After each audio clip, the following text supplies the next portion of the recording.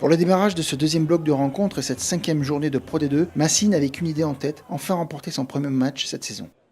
Mais au stade Jules Ladoumègue, ce sont les visiteurs de Soyo Angoulême qui vont tirer les premiers avec cette pénalité de Dorian Jones, remplaçant en tant qu'ouvreur et buteur de Lucas Méré, parti à Bordeaux-Bègles. Les Charentais profitent du premier quart d'heure pour occuper et posséder davantage, mais sans être réalistes.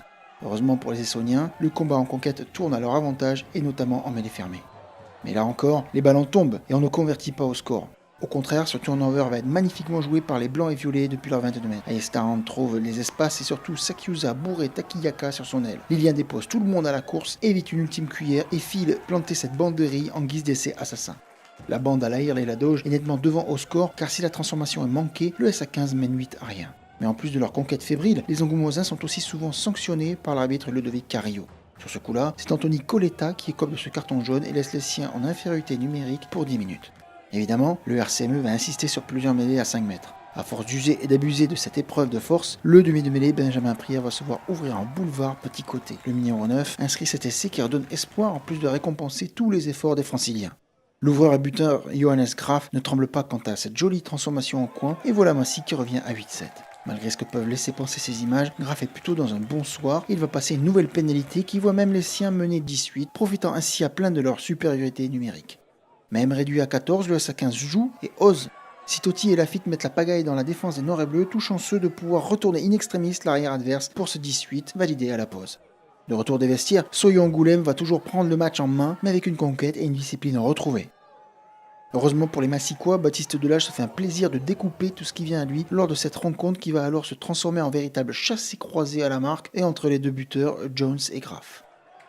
Après cet avantage non profitable, Dorian Jones permet aux siens de reprendre le score à 14-13. Mais Johannes Graf réplique lui de plus de 50 mètres face après un plaquage haut, 16-14. Le coaching est profitable aux hommes de l'air et la Doge qui tombent presque autant de ballons que leurs adversaires mais campent un peu plus dans le camp adverse. Si Dorian Jones s'en veut de manquer cette pénalité dans ses cordes, rien n'est encore fait dans ce match de boxe où chaque équipe se rend coup pour coup. Justement, la saine agressivité jusqu'alors de Baptiste Delage va sortir des limites autorisées, et le centre massicois de sortir, lui, 10 minutes des limites du terrain sur ce carton jaune pour plaquage dangereux, au plus mauvais des moments. Alors que les deux buteurs ont passé chacun une pénalité pour un stressant 19-17 en faveur de Massy, on est entré dans les arrêts de jeu qui vont durer 9 minutes.